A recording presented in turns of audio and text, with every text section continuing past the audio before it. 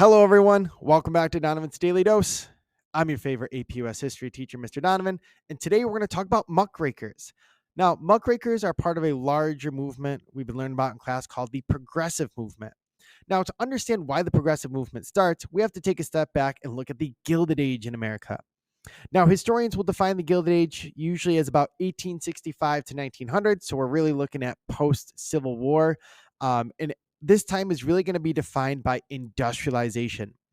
There's going to be new technologies and innovations that push America forward. Things like the Transcontinental Railroad, which is finished in 1869, that allows a cheap and fast transportation of goods from the East Coast to the West Coast of America. You have things like the incandescent light bulb that is going to change the way that factories operate and the way people live. You're going to have things like the Bessemer process that is going to allow for the cheap manufacturing of steel, which allows for the continued building of cities like New York and Chicago.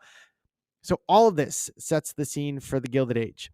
Now, even though there are all these positive things taking on during the Gilded Age, there are some negatives. There's going to be poor working conditions. There's going to be long working hours. The average American could really work anywhere from 60 to 100 hours during this time. Child labor is prevalent in American society during this time. And to address these problems, you're going to see people take on journalism as a means to expose the problems in the United States. And this is called muckraking. So muckrakers are journalists who are using their writing skills or photography skills to expose problems within American society in the late 1800s and early 1900s. Now, it's important to know at least a few examples of really good muckrakers. So today we're going to go over 4 of them. First, let's take a look at Ida Tarbell. Ida Tarbell writes a famous book called The History of Standard Oil.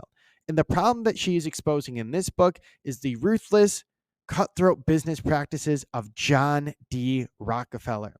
John D. Rockefeller is the CEO of Standard Oil, and at its peak, Standard Oil controls about roughly 90% of all oil refineries in the entire United States.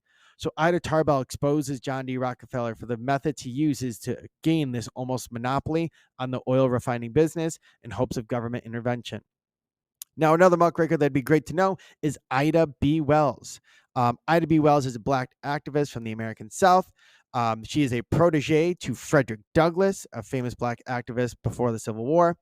And her goal is to expose the continued violence facing African Americans, especially in the American South after the Civil War. And this violence is going to be summarized in her book called Southern Horrors, Lynch Law in All Its Phases. This book is published in 1892, and it exposes the continued public killings of Black citizens in the American South.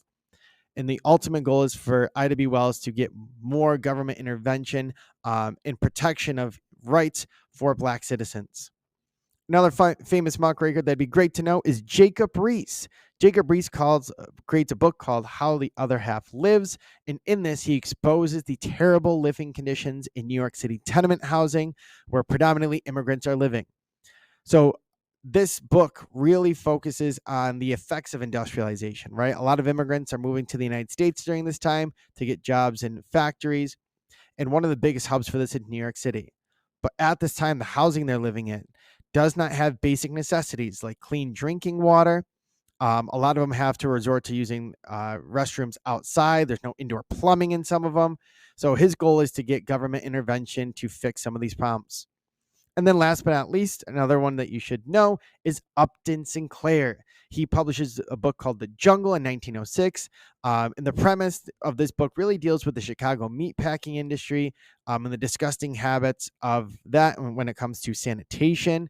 The lack of regulation by the government causes things to be mixed into the meatpacking process that people are going to be horrified by. Incidents of poisoned rat meat making their way into American sausage and being sold to the public.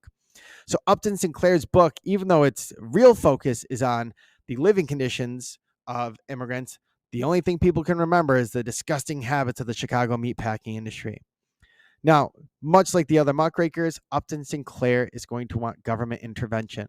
And that is one common theme that we're going to see here.